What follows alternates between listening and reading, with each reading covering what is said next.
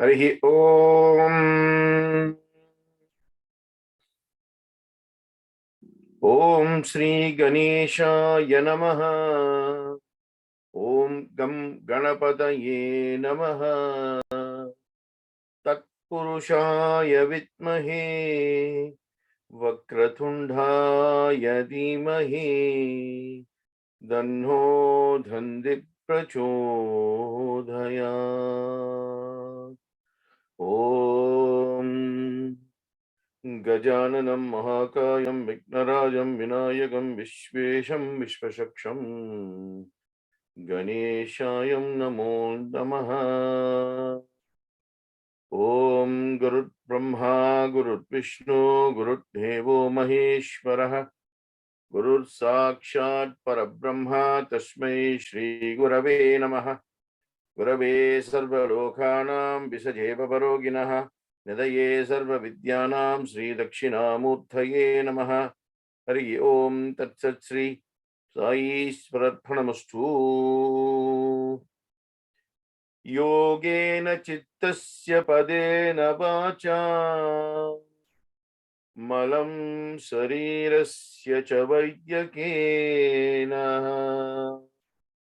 Yopakarotam Pravaram Muninam Pathanjalim Pranjaliranatosmi Abahu Purushakaram Shankachakrasidharinam Sahasrasirjam Shvetam Tam Namami Pathanjalim. Harihi Om Tat Sat Sri Yogi Ishwarayarphanamastu. Anyada Sharanam. Sai Ram. Om Tat Sat. Welcome to week 6 of our journey into the Yoga Sutras. So far, we've covered 56 sutras of the 196, and we've moved on from the first book or the first chapter into the second chapter, where we've looked at about 5 slokas. So today we move on to slokas, 57 to 70, or from 6 to the next 14. In the second book, in verse 6, Patanjali is talking about drishti. Drishti means sight or vision, right? Depends on the context in which you use the word. So he says, Drg darshana sakyo ekat mataha iva asmitaha. Drg means that vision, right? Drg darshana means 2 types, you see. One is a normal vision, one is a supernatural vision. Darshana means what you see, darshan, right? Shaktyo means that which has potency. Shakti, shaktyo. Ekat matha means what you see as 2, you perceive as 1. Iva means if you do it in that way. Asmita means that you are mistaken as to what you see and what you believe. So he says, mistaken identity, basically this is what it means. Mistaken identity occurs when the natural vision and the supernatural vision, that means through your normal eyes, you see something that is obviously supernatural or beyond natural or beyond nature. You think it's identical. If that is the case, then you are mistaken, because clearly what you can see with your normal eyes, and when you close your eyes and you open your eyes of wisdom, or jnanakan, or we call jnana netra, right? Eyes of wisdom, what you see will be totally a different experience than what you see with your 2 physical eyes, right? So Drik Shakti he's talking about here is Drik Darshana Shaktyo Ekat Madha Iva Asmitaha. He's basically saying Drik Shakti the supernatural visionary power which emits from spiritual energies is not what is seen, but what is experienced, right? So you cannot get confused between the two. The only reason you go into meditation by closing your eyes is because you want to close your eyes to everything that your eyes can see, so that the inner eye can be opened and it can see what the normal eyes cannot see. But if you believe that what you're seeing and what you're experiencing is the same, then you're mistaken. This is what he's saying, right? Mistaken identity is where you think your own vision and what you perceive in meditation is the same, right? I mean, for example, if you're meditating on God forms, right? Maybe you're used to the form of Ganesha, how it appears. And if you're meditating and you feel some sort of energy and you think that is the energy of Ganesha, even though you're not seeing that form, then he's saying then you're mistaken. Because you should use one energy to get to a higher energy. That means that one energy is different from the higher energy. And many associate both forms of energy to be at the same level of experience. And this is what he's saying, right? You cannot bring experience to your own level of existence. That is the point he's saying, right? It is a mistake to think what is perceived through vision is what is experienced through perception in meditation. That's precisely what this means, okay? The next, he goes on to talk about how you can crave for something and how that craving can either bring you goodness or can bring you down, right? So in verse 7, he goes, Sukha anusai ragaha. Sukha means happiness. Anusai means something that is connected or attached to something else, right? And that attachment is craving, right? Ragaha means craving. So Sukha Anusai Ragaha means craving results from a devoted attachment to happiness, right? And where do you find this happiness? Externally? Sometimes when you look at beautiful nature, you enjoy a sense of happiness, isn't it? But you cannot spend 24 hours of your time being there in time, in space, just to enjoy that beauty and to be in that state of happiness. So sometimes external things can give you temporary or very minimal experience of happiness. But what is he saying here? That which you crave for, you must have an attachment. That attachment must give you a sense of belonging or happiness. That's what he's saying here. Craving results from devoted attachment. To what? To happiness. Not to desire, to happiness. Okay. See, how do you do that? You have to study your own psyche, your own psychology, and you have to take steps. So if you are always, along the path of Ichcha means desires, right? And yet Ichchaha, that kriyaha, wherever there is a desire, then that begets a plan to realize those desires. So that's what Patanjali Maharishi is saying here. He said, be attached to that which can only give you happiness, and that happiness will give you a craving for a higher happiness. So it should take you from, this is why, sometimes in my talks, I say, what is the difference between happiness, contentment, and bliss?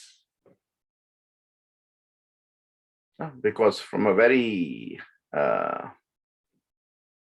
basic definition, they all mean some form of happiness. But when you say I'm happy, what do you mean? And when you say I'm contented, what do you mean? And then, of course, when you say I'm in a state of bliss, what do you mean?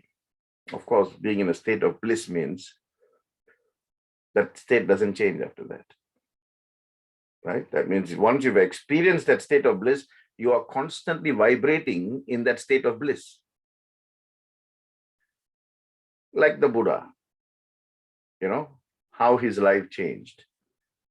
And then, of course, the moment he got that enlightenment, that drishti, because his craving was at that level. He was in a constant state of bliss. And from that moment on, that never changed. So you need to use words in their context in relation to your own psychology of being, right? So if you're happy, you say you're happy. If you're contented, it's the highest state of happiness. Bliss means the highest state. That means that state doesn't change. So you should, what Maharishi is saying here is, you should pay attention to your own nature. In paying attention to your own nature, you find out what the defects are. And when you find out what your defects are, you take steps to alter it in the interest of spiritual progress. That's the kind of craving you should have. That's what he's talking about. And of course, if you talk about human beings, right, human nature develops its cravings by being directly devoted to something, isn't it? So, for example, you got your pancha indriyas, right? Your sense of smelling, tasting, seeing, touching, and hearing. But if you're constantly only interested in this sense-based desires, whether it's eating or smelling or tasting or touching or hearing, then you're not going to, that craving will not take you higher. You have to crave for something higher. That is why, if you look at the Ashtanga Yoga, there comes a stage called Pratyahara, right? Is that Yama, Niyama, Asana, Pranayama, Pratyahara. The fifth stage is called Pratyahara. Pratyahara means withdrawal from senses. Then only dharana comes. Then only dhyana. And then, of course, samadhi. So every person who wants to go down the path of yoga, you have to constantly and consistently review your own conduct. Find out what is going right for you when you enter into meditation and what is not going right for you, and take what is not right and, correct it. Then only you can go. That sort of craving only is talking about here. That constant craving, right? It's not sense-based, because pratyahara is already, he's spoken about pratyahara and he said, you have to withdraw from your senses. This is a higher level of happiness where you want to go from happiness to contentment, from contentment to bliss. So, and he beautifully ties it in with the eighth one. The next verse, he's saying, Dukha anusai dveshaha. Dukha is, of course, opposite of sukha. Dukha is distress. Anusai, like I said, is connected to or attached to or, and dveshaha means dissatisfaction or disaffection or emotional withdrawal or that sort of thing. So here he's saying, earlier he said craving results from devoted attachment to happiness. Here he's saying impulsive emotional disaffection. Impulsive emotional disaffection results from attachment to distress as a result of attachment to desires. How fantastic. He's saying if you're constantly only interested in desires, that will only give you distress. And constantly being attached to this distress will give you emotional disaffection, which means you cannot go beyond the fifth stage of pratyahara. Fifth, in the earlier verse, he's saying how craving can take you from one state of happiness to another state of happiness. In the next one, he's telling you how attachment to distress as a direct result of desire can keep you and, at the fourth stage. Maybe you've got yama, niyama, you've got asana, you can do some, vajrasana or padmasana or simhasana or whatever, and then you cannot go beyond that. That's because of this attachment to distress. It can manifest to anyone, with anyone. So like habitual likes and habitual dislikes. Because when you have habitual likes and habitual dislikes, you become more cynical. You beget a cynical attitude, then your aptitude doesn't go to any altitude that is higher than what you need in order for you to progress in the path of yoga. When you get the cynical attitude, you become abhorrent towards things, towards objects, towards people, and that actually destroys yoga practice, whatever practice you've done, right? For example, simple thing, when you meet someone, automatically you make judgments. This fellow is good, this lady is no good, this person talks too much, that person doesn't talk at all, this person sings well, that person don't know how to sing but still sings, all kinds of judgment you make. But you tell me something, right? The moment you think like that, right, the thought will go out in search of this person, right? And only if that person is thinking in the same energy like you, then the energies will sync. But if it's only you are thinking bad about someone else, it is your thought that is going out there, but it's not finding something else to sync with. So what does it do? It comes back to the source.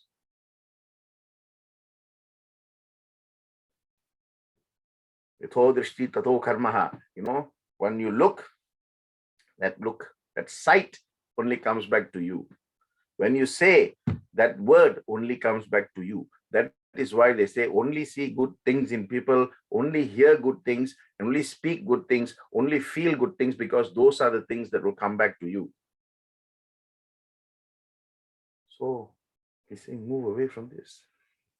Emotional disaffection as a result of distress, which comes directly as a result of desires. Move away, because it's life is so uncertain, isn't it? Precarious. You don't know what is going to happen the next minute. So instead of wasting your time and channeling your energy towards what someone else is, isn't, what an object is, isn't, how things are, isn't, or aren't, spend time on what you are and what you can become. And crave for that happiness. And you go back to the one is sukha, right? Anusai ragaha. Okay. So distress is brought about not by anyone else, but by your own thoughts, by your own words, and by your own actions. So he's saying, go inside and convert it inside out.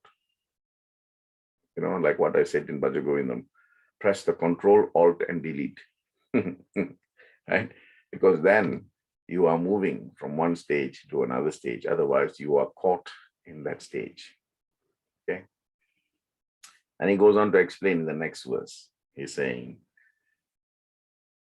Swara Rasa Vahi. Add it, it becomes Swarasa Vahi. Vidushapi Tataha.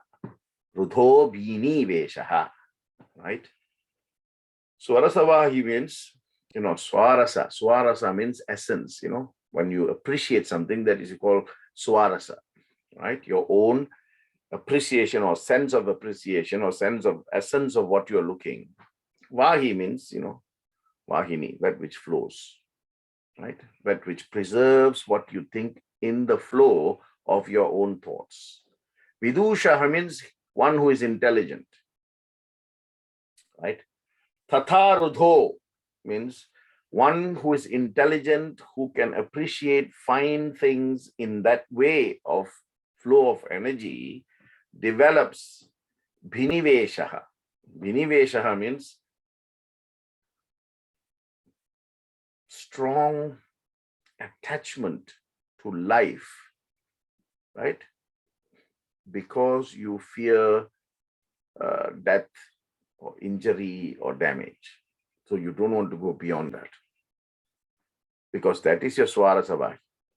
He's saying, strong focus on your mundane existence, either as a result of death, damage, loss, or whatever the case may, is sustained by your own potency.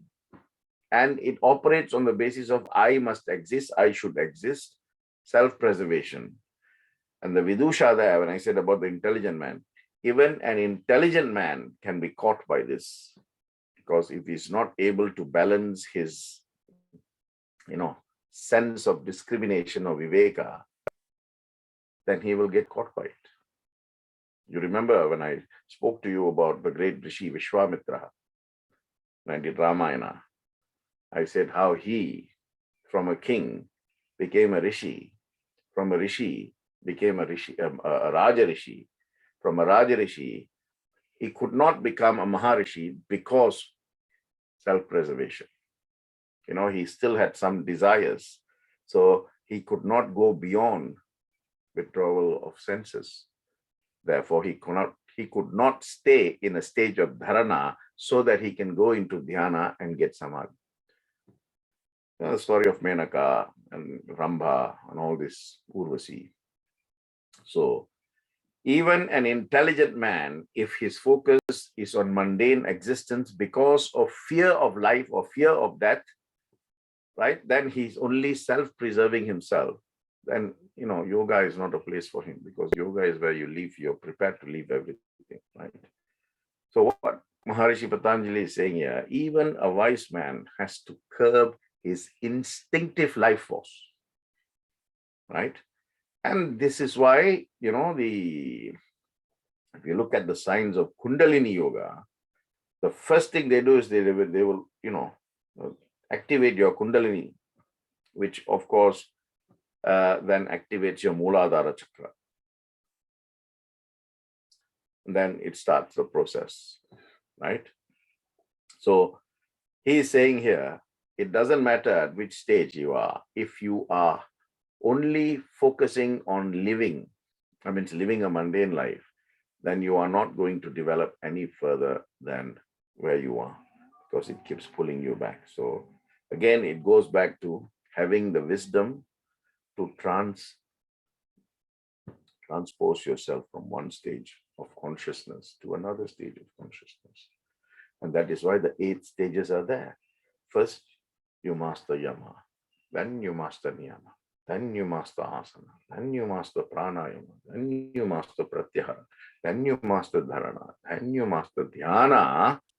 And of course, when you master dhyana, you are in a complete state of bliss, right? This is called Kriya Yoga, practice of yoga, right? Shankara also talks about this, and in many of his works, he talks about this abhinivesha, talks about the desire for life, and beautifully, I think when I spoke about Bhajagovindam, I also spoke about this verse, one of the verses in Bhajagovindam, where Shankara says, Nalini dhalagata jalamati taralam tatva jivita atishaya chavalam vidhi vyadi abhimana grastham lokam shokam samastam. Lokam shokam chahastam samastam. What does he mean? He's saying life is so precarious.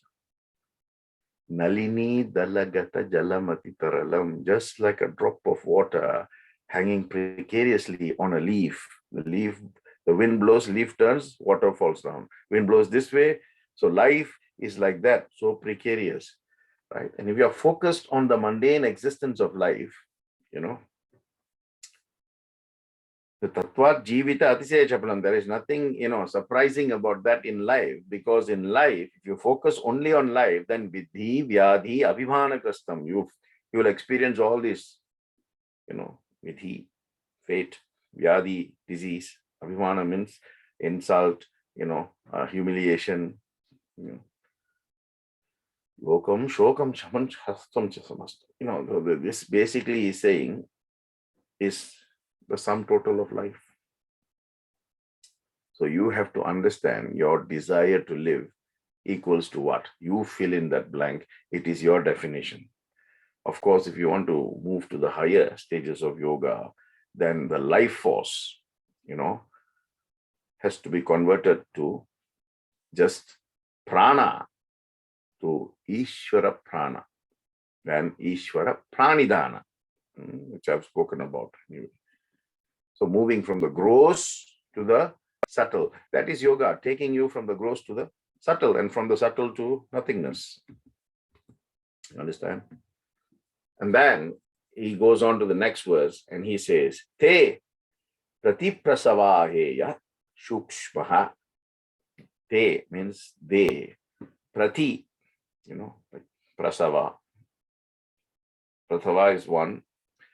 Prati means the other. So prati prasava heya means one that is opposing what is, it's like two competing energies. Prasava, if it's going this way, prati prasava means going the opposite directions. Heya means what is to be left. At the end of the day, what remains, right? Shukshma, subtle energies, what I spoke about earlier. So this verse means the subtle motivations are to be abandoned by reversing their expressions backwards. So if you have a sense-based desire, for example, right? Then reversing, what is he talking about here when he says reverse this backwards?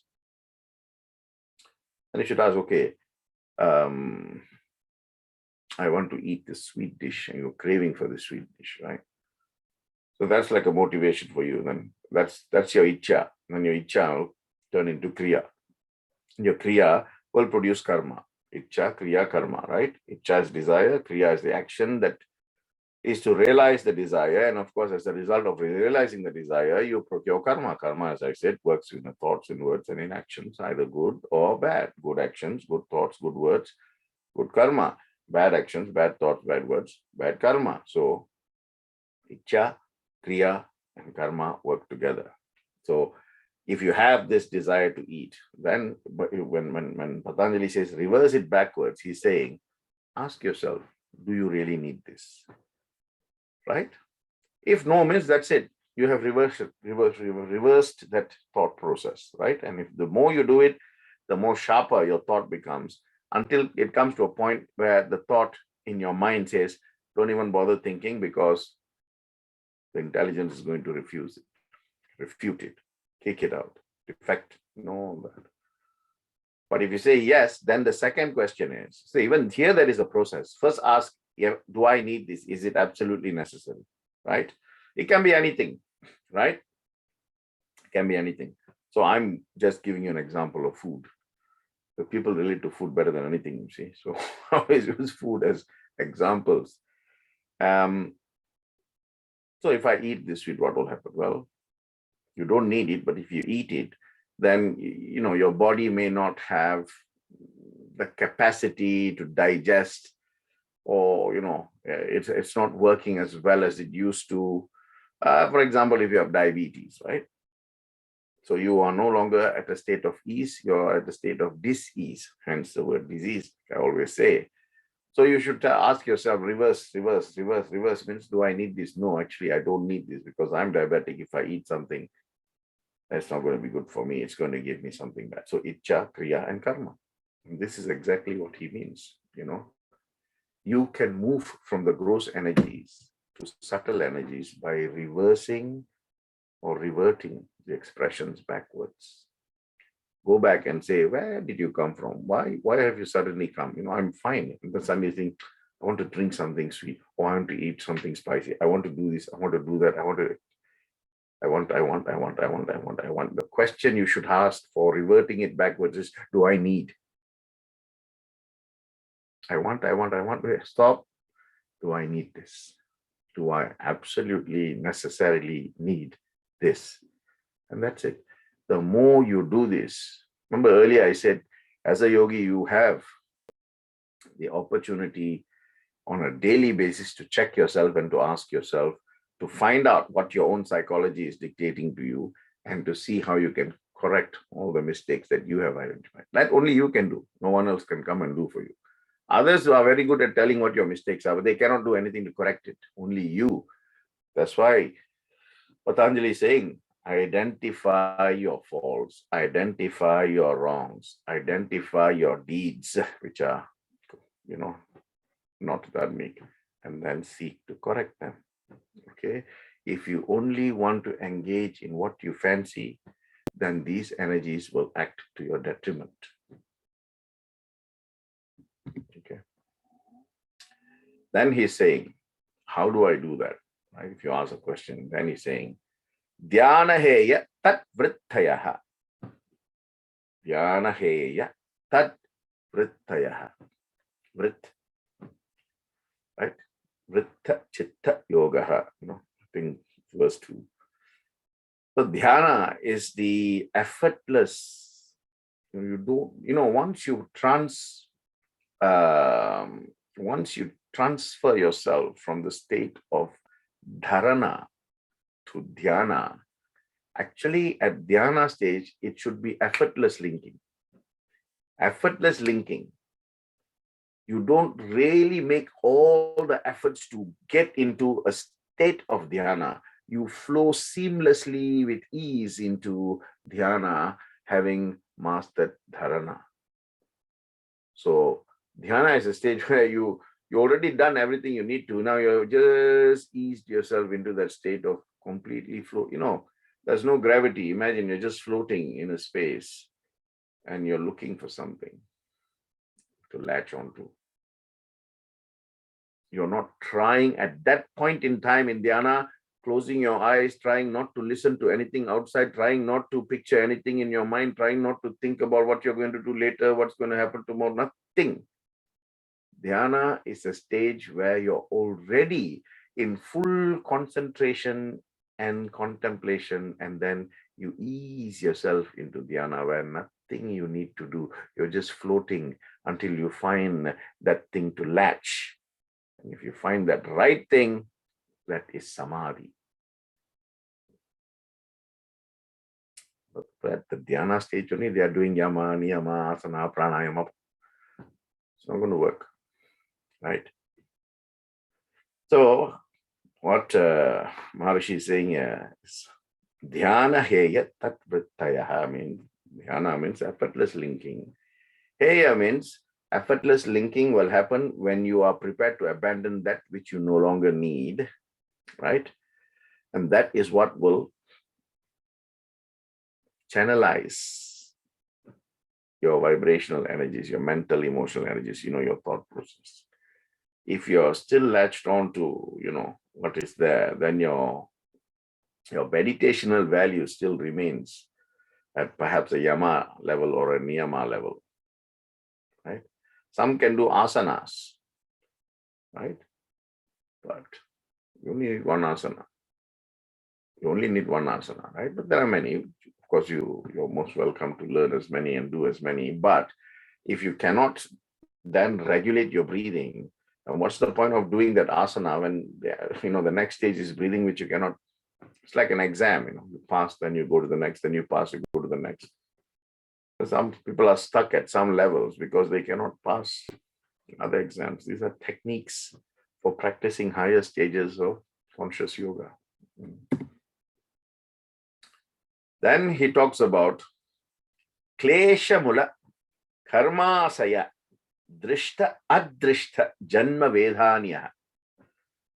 Klesha mula. Klesha mula. Mula means root. Klesha means, of course, klesha. Your mental, emotional thought processes causing you pain or causing you happiness, right? So klesha mula, the root cause is karma. He's saying klesha mula karma asaya. Karma is, of course, actions. Asaya means desires, your reservoir of unfulfilled desire. So I think I've addressed this when I spoke about karma. And I said, if you have so much of these desires and then your life ends, right? Definitely you will get another life because you are keeping all this karma asaya in your reservoir, birth reservoir. So it has to be eradicated. It has to be completed. Therefore, you'll get a birth too.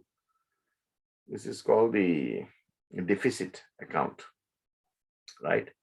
And I think I also explained how some are born and within 3 days or 2 weeks or something, 3 months, their life ends because they've already paid off their karmic debt. If you know how mortgages work, you borrow money from the bank and then you pay every month. One of your rights at the end of the day is something called equity of redemption. That means you have a right to redeem that property once you've paid, and the bank cannot stop you. It's called the equity of redemption. If you take that same philosophy, what he's saying here is, if you have all this asay, or desires, or itcha, and they have not been fulfilled in one life. Actually, you shouldn't. The purpose of life is not to have desires or to desist from having continuous desires, right? Because then you cut the bondage. You cut the long path, you make it short. The short path, you make it shorter, right? So he's saying, to those who have drishti, those who can perceive, and adrishti, or adrishta, as he says here, right? Adrishta janma. He said those who can see beyond something and those who cannot see beyond something, right? You will experience what you can see and what you cannot see. And if what you can see is only the sum total of all your desires, then that will be the root cause of all your mental, emotional distress. How beautifully he said this, right? The psychological storage of all the impressions left by all your karmic actions of thought, word, and actions is the only root cause of mental and emotional distress. This is realized by those who have vision and those who do not have vision, because that is an experience. Karma saya. Beautiful, So move away. I always said to you, ask the 3 V's. I think last session I told you. V. Vichara, Viveka, when only Vak. Always investigate and explore. Do I need this? Someone is telling you something. Do I need to hear this? Is it going to help me, this news? Is it useful? Is it beneficial? Is it going to develop me? Am I going to evolve as a result of knowing this, hearing this, feeling this? No, then you don't need it. This is how you cut off all the things and make them rebound off.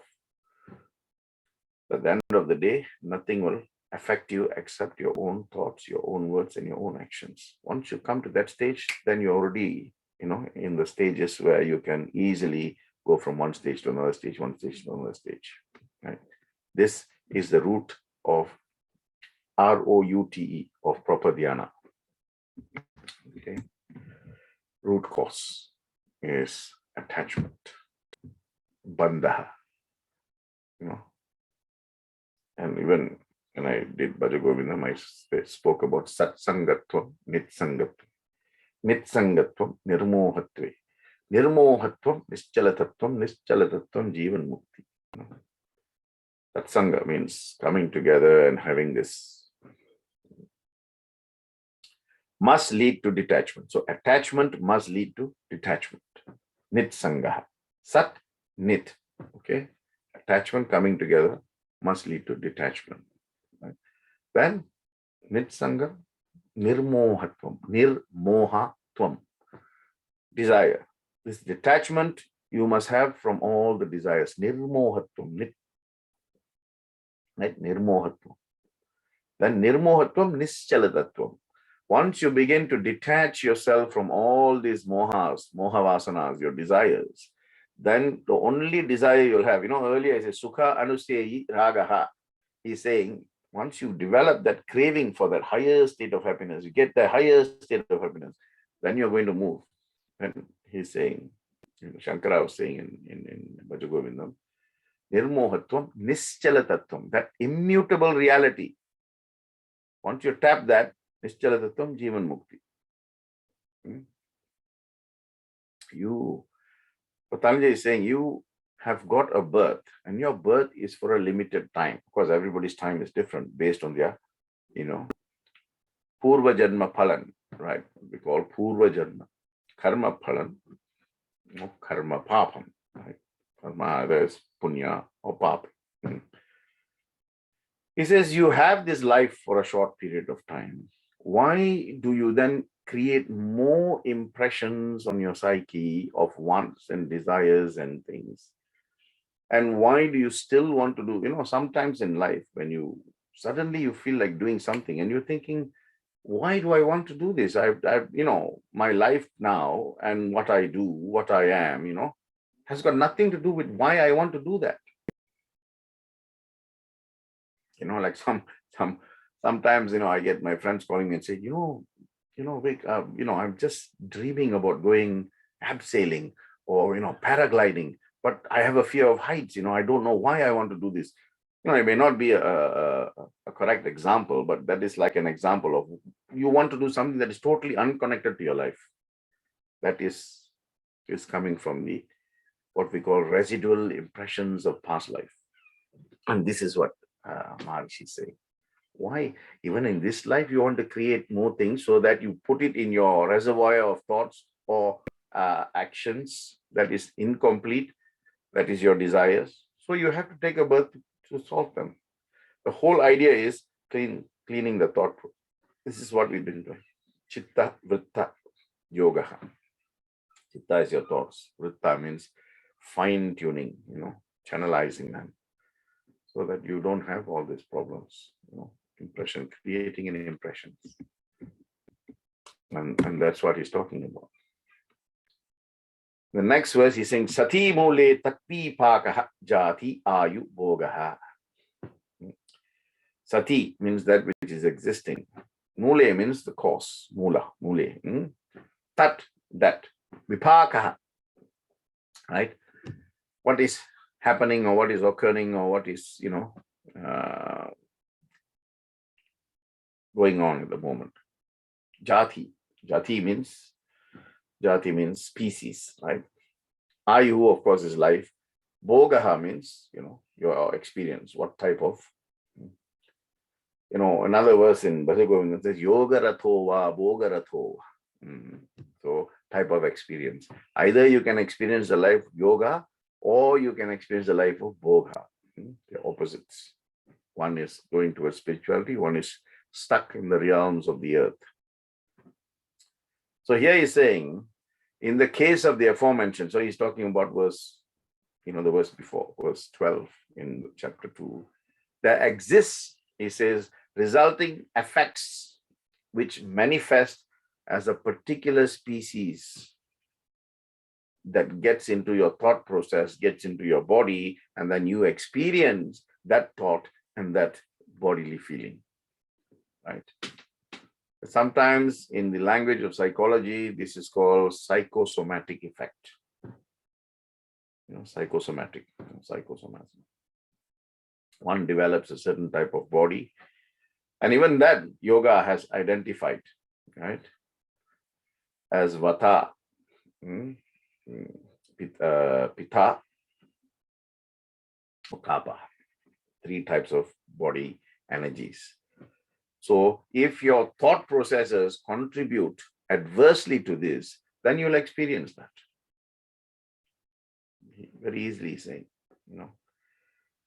Even though one forgets their previous karmas or, acts from their previous life, I mean, not, you actually don't remember it, but there are some who are born and suddenly they have these visions. They can see actually, they can't put 2 and 2 together, but they can see. And they're always wondering, why do I see these visions? Why do I see, feeling like deja vu, if you like, So they feel that, but they don't know why they are doing that, This is the psychological storage compartment, It holds all these impressions. And how do you get away? Yogartova, Bogaratova. He's saying you go into meditation and you clear the archives. You cleanse. What you call delete. You can delete. This is not done on impulse. It is done during the course of meditation. If you delete, then the experience will be different. If you don't delete, then you go back to experiencing the same thing that you were experiencing before. That he then goes on to the next one. He says, Te hlada paritapa phalak apunya hetutvat. Te hlada means this happiness. Paritapa. As I said, tapa and paritapa opposites. Right? Tapa, tapasya, it gives you, a sense of goodness, happiness. Paritapa means opposite, distress. Phala means, of course, results, fruits. Punya is merits, apunya is demerits, punya and papa. And hetutvat is that which causes. So if your thought process has not been cleansed and it's constantly looking to do something that is either not necessary or not needed, or just to fulfill your desire, then they will produce happiness or distress on the basis of merits or demerits of your thoughts, words, and actions. Okay. Of course, you think happiness, you become happy. You think sadness, you become sad, isn't it?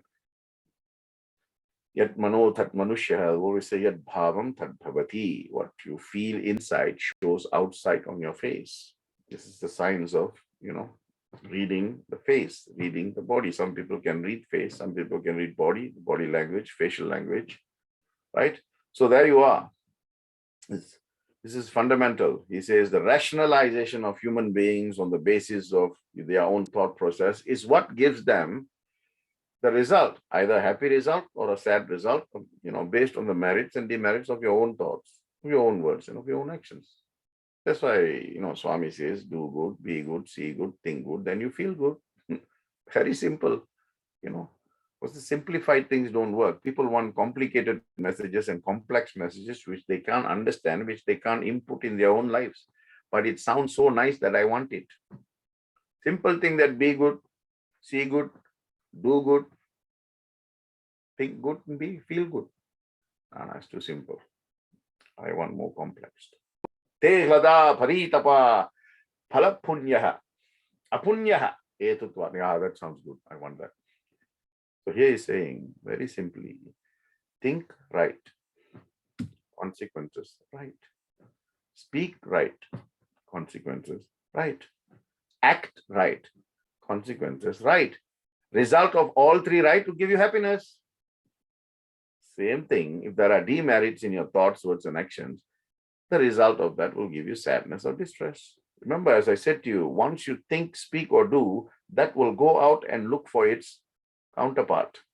If it finds, then that person will experience that because he's attracting that sort of energy. Many people don't understand or don't realize that when they wish for something and another person is wishing the same thing for them, that thing can happen because, as I said, part and counterpart meet, results in occurrence. Sometimes you see some people walking, many times I visited, people in hospital and I said, how come? What happened? He said, actually, when I was walking, I was thinking, I don't want to live anymore. I hope something falls on my head. There's another fellow thinking same thing about him. This guy is always causing a lot of problem for me. I hope while he's walking, something falls on his head. Those two thoughts are completely separate in space and in time, but one thought goes and looks for the other, and when they meet and they merge, it will happen. So what happened then? Oh no, I was walking and then this glass piece fell from this building and injured me. Of course, that person doesn't connect one to the other. And the other person who thought does not connect one, but you beget the fruits of those thoughts. Thoughts, words, and actions. Basis of merit, demerit, you get happiness or distress. So that's why I say think right. Because when you think right, it will go and come back to you. Goodness will come back with goodness. Badness will come back with badness. Simple. Right? Positive will come back with positive. Negative will come back with negative. Right will come back with right. Wrong will come back with wrong. It is so accurate and precise, right? It is like, when you throw a boomerang, as I always say, it comes back to you with astounding accuracy. And this is exactly what Patanjali is saying in verse 14 of book 2, chapter 2. The next verse, he's talking about parinama tapha sanskara dukhe gunavriti virodacha dukham eva vivekana. Parinama means circumstances that can change. Tapa, as in tapasya. Sanskara means, of course, your practice, your motivations. Dukhe, distress. Gunas, the qualities, right? 3 gunas, that.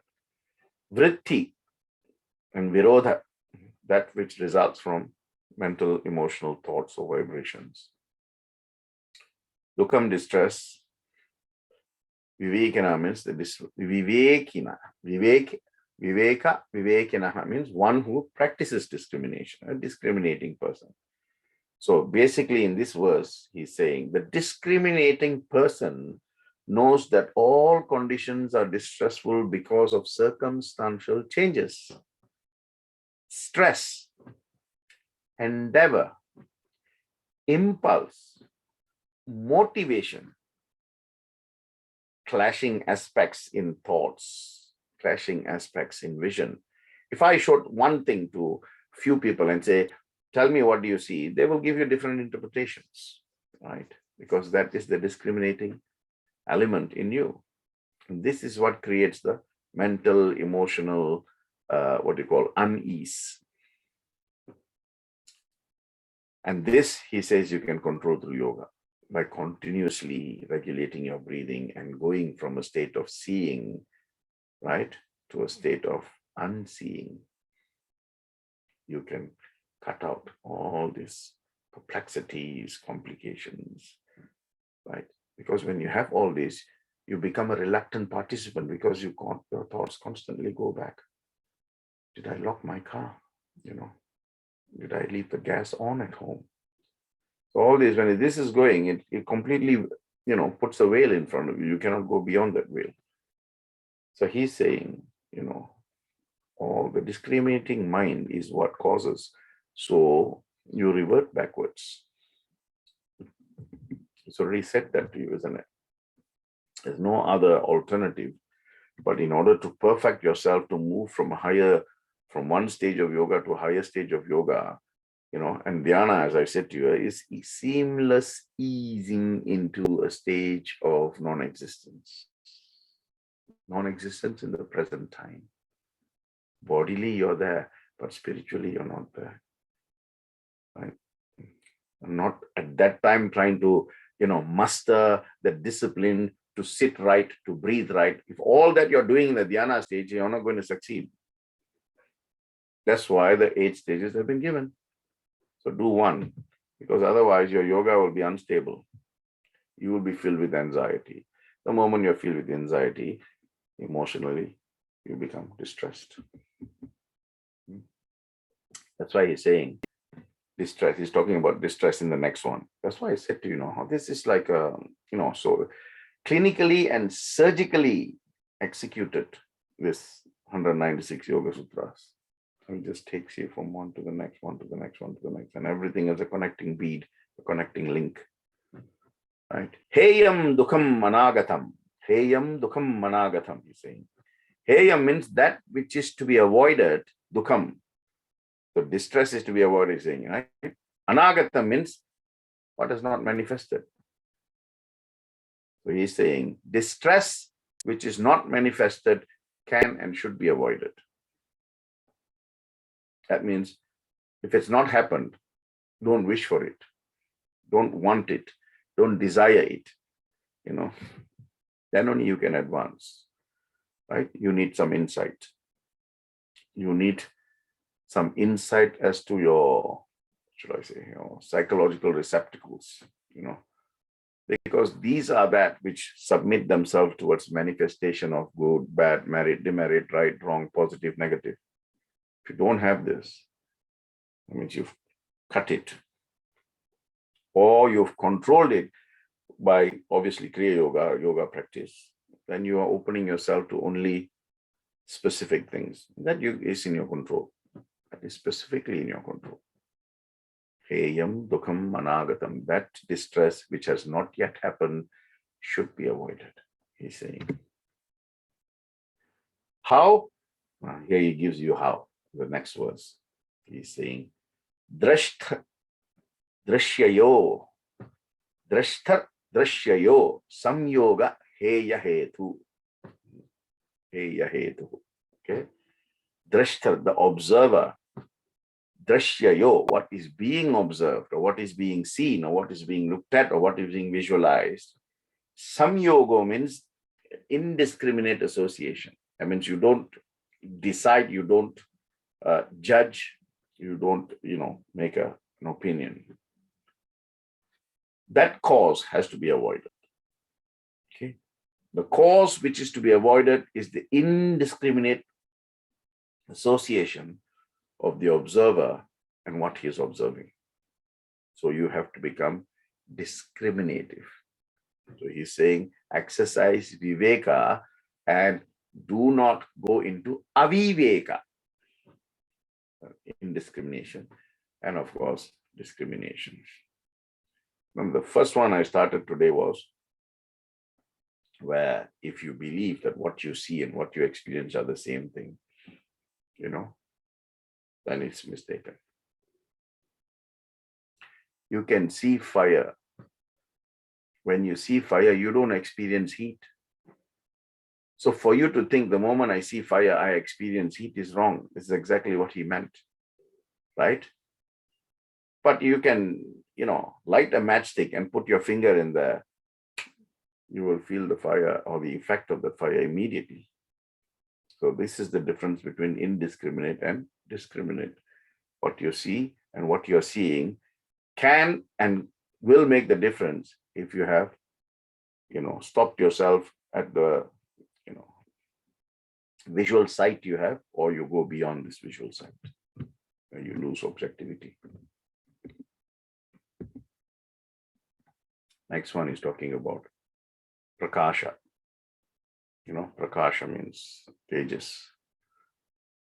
Prakasha kriya sthiti silam bhutendriyatmakam bhoga bhavargatham drishyam. Prakasha means clear, your brilliance, so clear. Kriya is action. Sthiti is something that is constant, stable. Silam is a form. Indriya means sense organs. Atmakam, self, Atma. Bhoga is experience. Aphavarga is liberation. Artham, drishyam. Bhogava, aphavargatham, drishyam. Value of what is perceived. So what is perceived, this is the meaning. What is perceived is of the nature of the mundane elements and the sense organs, and is formed in clear perception, action, or stability. And its purpose is to give experience or to allow liberation. See, this is how I say the thinking from, the moment you channel your thinking, it can even work on the biggest obstacle. I think I mentioned this story before, but it makes a contextual sense to repeat this story here, right? Once a man was passing by an elephant sanctuary, right? And he saw some elephants were roaming free, but the big guys, the big elephants were just tied on a small rope on a pole or a pillar. And he was wondering, he said, these animals can just break free and, run amok at any point in time. But they are not, they feel as though they've been tied down. So he was wondering, and then he went inside and he spoke to the caretaker. He said, how come these elephants are tied only with a small rope and they are so huge and big? At any time they can, break free and cause a lot of damage or run away and, run amok. The caretaker say, every animal from the time it is born, we have tied the same rope to the same pillar. Initially, we tied to a steel, so they do try and sometimes force. But then, as they grow, we change the pillar to just a wooden post. But in their mind, they have already decided that they cannot escape. Therefore, they don't try. And that is why these guys just exist based tied on a rope. If you bring that example into this is what Maharishi Patanjali is saying. If you channel your thoughts through clear perception, through clear action, through consistent sadhana, then that will give you the experience to allow yourself to go into further liberation. You're cutting your sense organs. That's why he says, go inward, reverse it, because you only experience what you think, and you only think what you desire, and you will, of course, make those desires come true, isn't it? So no. So in my usual style, when I end, I will give you a mudra that is to help you. Reason why I give mudras is you don't have to have specific asanas. You can just sit with your back straight and you can do it. You can sit on a chair. Before you go to bed, sit straight on your bed. When you get up in the morning, sit straight and you can do it. Right? Your legs can be on the floor, but you may be sitting on the bed with, like that. Back straight, legs down like that. This is called Brahma mudra, right? And if you want to start your journey into mudras, you can start with this Brahma mudras. Brahma is the creator. So you're creating an energy that is going to allow you to go deeper into the science of yoga. But if you want to start Brahma mudra, it has to be done for 41 days, continuously, every day, right?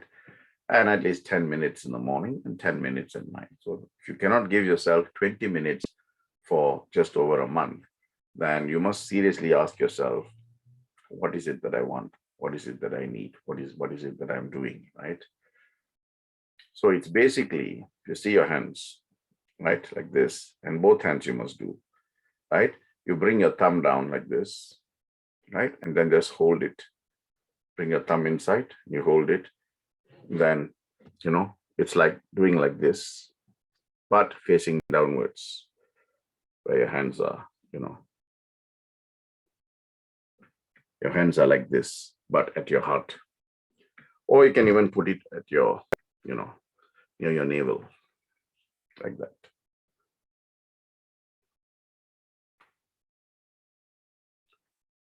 This establishes a body-mind balance. Yoga is body, mind, and spirit. And it relaxes the system, Brahma mudra, like this.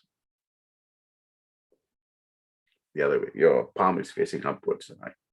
With both your hands like this, but your palm is facing upwards. Either at your anahata or at your muladhara. Like 2 chakras, you can use this. So it gives you complete, what you call, sense of peace and serenity with regards to your body and mind, body-mind balance. It relaxes your system and it gives you that feeling of lightness in body and in mind.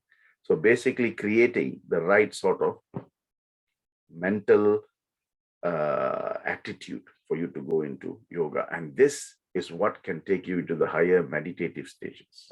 This is what will help you to retain a higher meditative stage.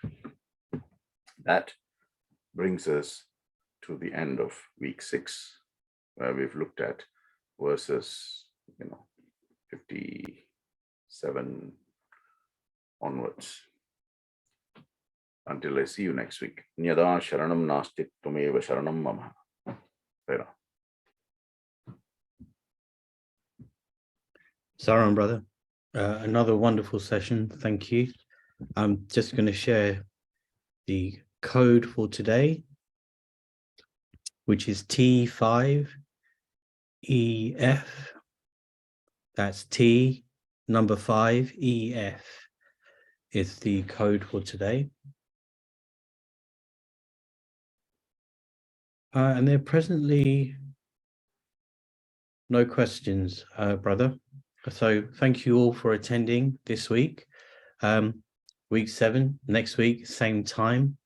And of course, thank you, Swami, for allowing us to continue to do this work. Sai Ram. Nyada sharanam. Sai Ram, thank you. Sai Ram, thank you. Thank you. I Sai missed Ram. it. Thank Very you. much. Started it, finished it Thank 1 hour you. ago. Thank you, Sai Ram. Thank Sai you. Ram. Sai Ram. Thank you, brother. Thank you.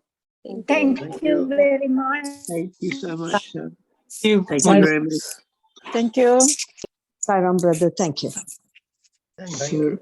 Brahma Thank you. mudra every morning and every night Sai Ram, thank you so much. for 41 days. Thank you.